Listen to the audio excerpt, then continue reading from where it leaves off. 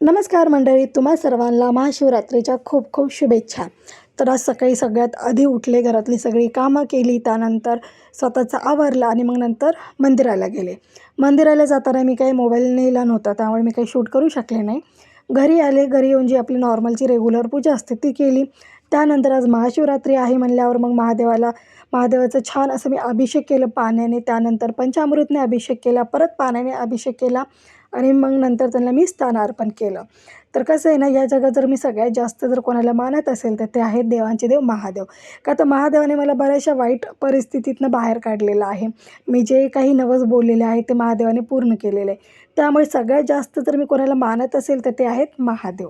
तरी ते महादेवांना मी आधी चंदन लावून घेतलं, भस्म लावून घेतलं, त्यानंतर फुलं वगैरे अर्पण केली आणि जसं मला जमतं, जसं मला सुचतं तसं मी ते एकदम छान असं मी पूजा केलेली आहे. काही चुकलं वगैरे तर भोळाशंकर आहेच ना माफ करायला. तर इथे बघा, तुम्हाला आजची पूजा कशी वाटली कमेंटमध्ये सांगा नक्की. एकदम छान असं मी इथे पूजा करून घेतलेली आहे, आरती वगैरे केली आणि जर काही चुकलं असेल तर भोळाशंकरा मला माफ कर आणि तुम्ही चॅनलला सबस्क्राईब करा.